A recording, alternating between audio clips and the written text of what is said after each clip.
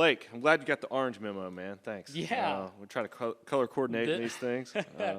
This was my dad's shirt. Man, I remember him wearing this when I was a kid. Really? Oh, I bet he rocked it, dude. He did. He came over one day last year and was like, "Hey, I'm getting rid of this. Do you want it?" Yeah. Can't get rid of that. It's a work of art. That's what I'm saying. So paired with my Bluff Park hat, we're ready to go. Well, I know we've talked in the past about you're always diving into new properties to flip, and you currently have a property in Bluff Park. I was familiar with the Alabama area in Birmingham. It's is Bluff Park part of Hoover, or is it its own incorporated city? Yeah, it's part of Hoover, just a community within, if you will. Okay. So it was kind of short story because we live in Bluff Park. It was invited. Every property owner in Bluff Park was invited to annex into Hoover, I think in the 80s. And my house, my property, decided not to. Really? And so we are unincorporated Jefferson County, which the schools are a little subpart of Hoover's schools. And so we have submitted to annex into the city, and it's just a process and shouldn't be an issue because we're in the middle of Hoover. I didn't know you couldn't do it if the surrounding area is part of it.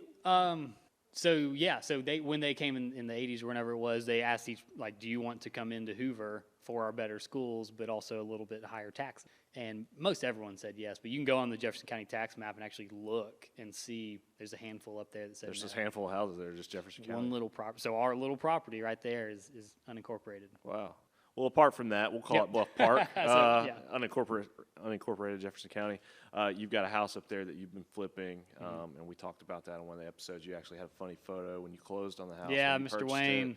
Mr. Wayne. I know he's going through some stuff right now. So he's gotten sick in the hospital and ended up in the ICU. So any prayer warriors out there, hit up Mr. Wayne. He's on the road to recovery. But that's good to hear. So how is that property going? And what's the latest on that? Yeah, it's good. Got permits into demo. Got our budget set, our subs lined up, looking to get material and lining up. I think we talked about this before, but Mr. Wayne's done every industry, every job in the world, and one of those things was owning a car shop and like a mechanic shop and kind of a scrapyard. And because this was not his primary residence, he kind of used this property as his storage facility / everything else, workshop. And there were 11 cars on the property when we bought. One of them being this 1999 Toyota Land Cruiser that was in the backyard in just overgrown jungle. I mean, it hadn't been cut in years. It's 5 cars, and one of them is this. So just a quick history lesson. Yeah. Land Cruiser is owned by, is that Toyota? It's Toyota. Okay, so you have a lot of Range Rovers, you have Land Rovers, and then you have Land Cruisers. Yep. And I think there may even be a 4th variation. Yeah. But we're talking about the Land Cruiser. Land Cruiser. One of them's like really rare and hard to find, and like you see them in like Australia and stuff like that. I don't know if those are the Land Cruisers or Land Rovers. Man, I honestly don't know. I know for like the 90s models, like I don't think either of them are super rare. But if you go back to like 60s, 70s, and 80s, you've got all the different, like those super cool Jeeps you see in like the movies. See them like in safari scenes. Like those are like the old Land Cruisers. Yeah. So they've got a long history, and they're just known. I've come to learn all this as I've kind of looked into this. Known as like the most reliable car ever, and this Toyota, I think they were like the #1 selling auto manufacturer. Too. Yeah, like they sold more vehicles. Most successful car company on the planet, basically. Yeah. And I don't doubt. I'm on my second Tundra. My first one had 280,000 miles and worked perfectly. Yeah. I just had an opportunity to upgrade and did it. So I love them. I love Toyota. I do too. I'm in the Tacoma Club. Yeah. So there we go. Yeah. So I was like, man, I want this car. So I was asking Mr. Wayne, hey, what are you going to do with it? Whose is it? And he goes, well, it actually belongs to a buddy of mine who I did a job for like 6 years ago. And he's in the car business as well. And it was just kind of an extra one he had. It was in my way doing the job at his house. And so I said, what about the other 8 cars that were on the property? He has slowly gotten them off. There's still, to this day, we're 9-10 weeks after closing, there's still 2 sitting in the front yard.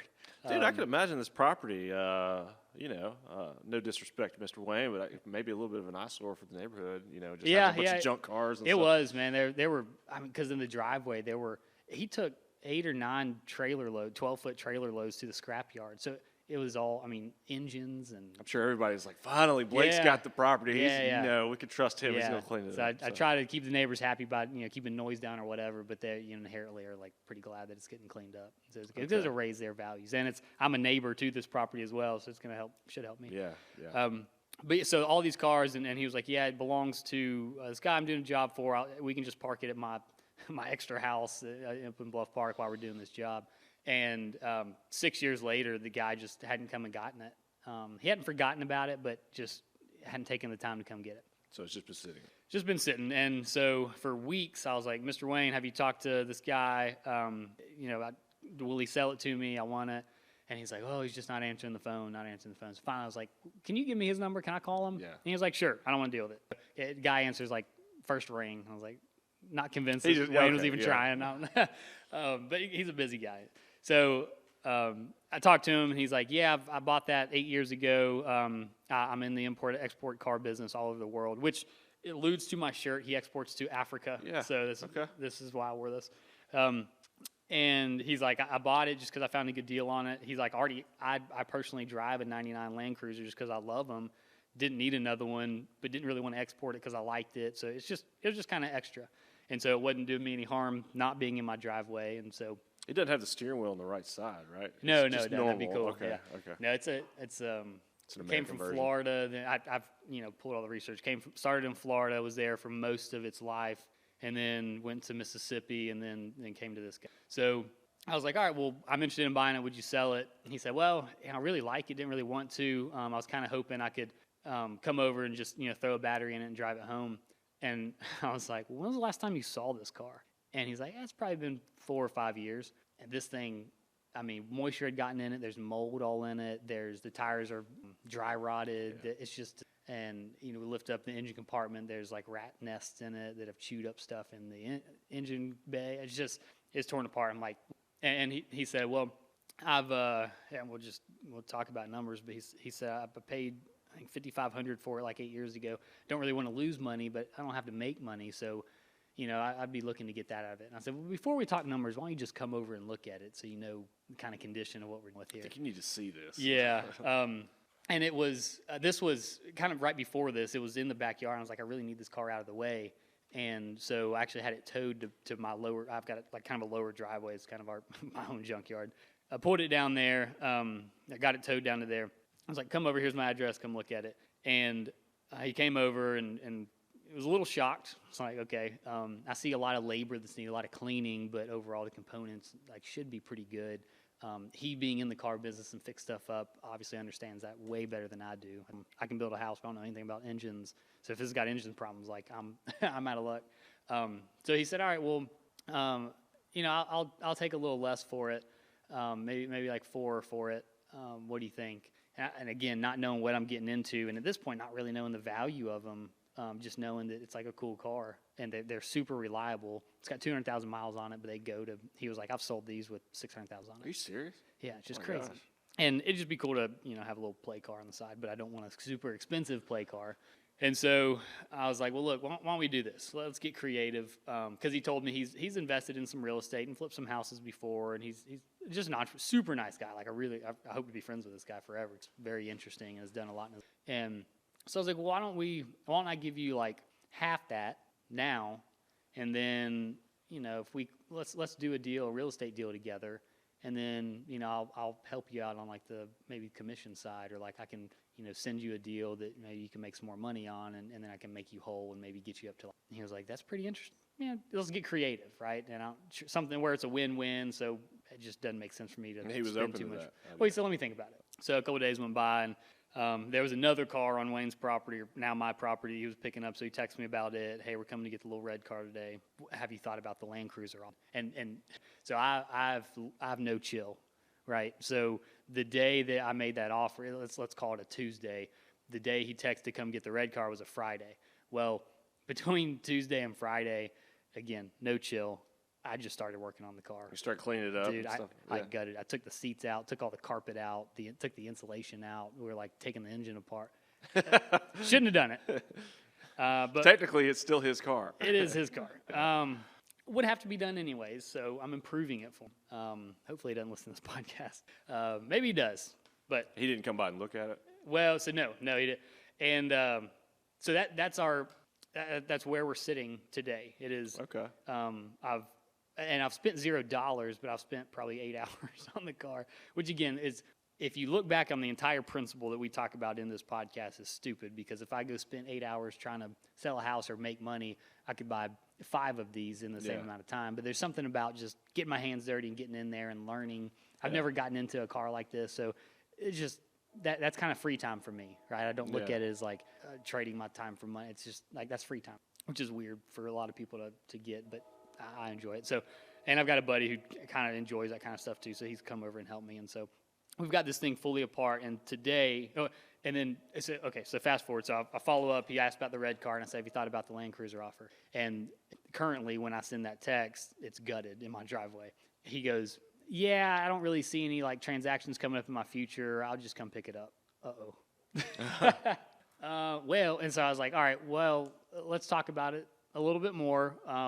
Could you come off the 4 a little bit more?" And I give him a number, and he says, "Well, let me look at my numbers and let me think about it."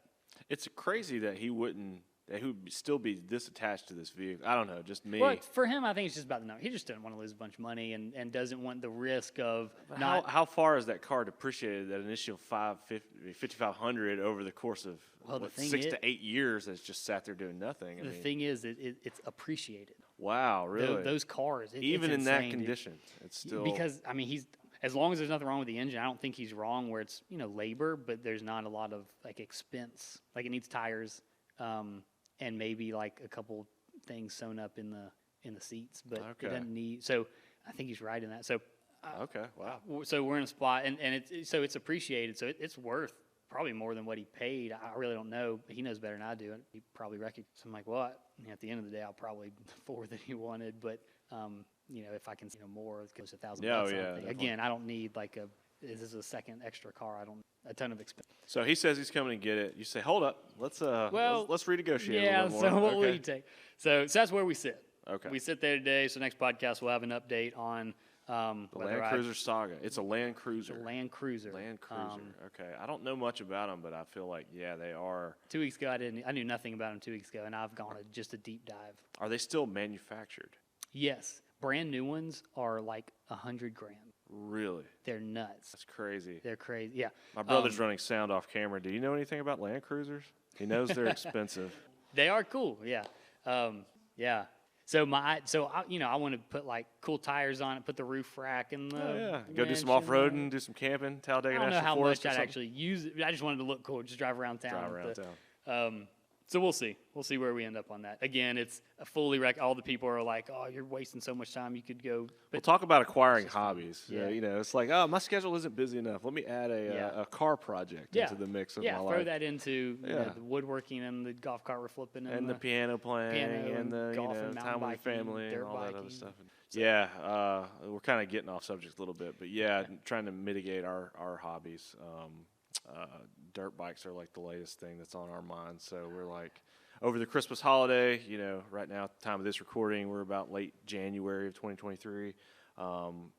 Just sitting around the fireplace, hanging out with family, and just pulling up old dirt bike videos we used to watch as kids and stuff, and got the wheels turning. And now we're like, I'm saving money now, but it's like my brain is always able to find new and interesting ways to spend money. You know? Yeah. So I've been really good. A friend of mine tried to get me into one wheeling. Shout out Alex. Those are really expensive, and I was probably the most disciplined I've ever been when it comes to a purchase. And I didn't allow I was like, I really analyzed it, like, how much time am I going to spend with this? Is it worth the cost to get into this? Am I really going to use it? Because before that, I dove into, no pun intended, scuba diving. Hey. And I got scuba certified, and that's not a cheap endeavor. Yeah. And bought all the gear and everything, and we went scuba diving twice. And so I'm sitting on all this gear, and my uncle has promised that once it warms up, he's saying that the cold weather is the culprit as to why we haven't been diving. Yeah. But I'm just hoping this isn't yet another hobby where I just have a bunch of junk in my basement and then I just lose interest and don't pursue it. And I've dumped more money than I'm willing to admit into it. So, but now you know about the money because you're tracking it and it's so to spin cool. it all around and kind of keep it on subject. Just trying to do better with my spending and really like it's so funny. I mentioned my brother earlier who's running sound for us. When me and him decided to get into kayaking. We had done the dirt bike thing, about 8 years ago, He's And over I there said, shaking his hey, head. I don't know. I said, hey, let's get some kayaks. That'd be fun. This is about the height of the pandemic, so we're looking for things to get outside and do. And one of the things he told me over the phone, he's like, if we invest in kayaks, we better use them. I am done spending money on hobbies with you that we don't pursue. And so I'm happy to report that the kayaking really took off, and we used them a lot and continue to use them. That's awesome. I don't know why we got on kayaking. Yeah, no, I love that. Went down Yeah, that. it's so that house we're doing. I going into it, we've talked about my goals for flips, and the one we did in Irondale is put a contractor on it, call me when you're done kind of idea. And going into this one, I knew writing the contract that I'm breaking my own rule for what I was paying for it, because the common phrase, you make your money when you buy, right? If you overpay, then you've already lost your money, no matter what you do to the property. And I'm on the tight end of the budget, knowing that it would take what we pay $255 for the property, knowing that it was going to be tight. But there was, it came with that extra lot that I wanted to keep, and that was kind of the for lack of a better term, emotional reason of overpaying, quote, overpaying, is because that extra property is right past my house where the road dead ends, and it was going to be sold, and anyone besides me buying it would probably build a house there, which I wanted to prevent. Have a little more privacy. Yeah, sure. And so an outside incentive to, yeah, beyond so just guess, a monetary. Yeah, I guess in a nutshell, if we break even on the property, I got a free lot kind of thing is how I look at it. But because of that, I can't just put my contractor on there and say, call me when you're done, because his budget was $50,000 more than I could have. And so now I'm going all the way back to my beginnings of not quite swinging a hammer, but I may a little bit. Maybe more hands-on involved in this property than you have in ones in the past. Yeah, and more management of like, all right, let me source the guys to do the demo. Let me source the guys to do the sheetrock. Let me buy the sheetrock and have it delivered. Do I got to haul the sheetrock from the driveway to inside? Like doing that kind of stuff, which it being so close to my house is probably About to say, it could be worse, At least on this one, you're able to kind of check it out on your way home. Yeah, but it being farther away would force me to just have someone else do it. But now that it's so close, it's like I get home at 5, where normally I would, hey, let's cook dinner and hang out with Stella. It's like, let me just run over the property real quick. TV dinner, I got to go do this for a couple hours, I'll be back. Yeah, and then I started a fire and I got to wait for it to burn down, so I'll see you at 10. I got to, Rachel continues to tell me, like, all right, you've got to run this more like, like it's a job and a business and not, a hobby. A hobby, yeah. So I guess the theme of this episode is time management. Time management. And I don't understand. You are arguably one of the busiest people that I have the fortune of knowing. And that's a whole other episode. It's just how you manage your time and stuff. That'd be I think that'd be a good one. Just talk about how you don't keep pulling your hair out. Yeah. But it's always good to catch up, man. And like I said, that shirt's awesome. So until next time, man. See you next time.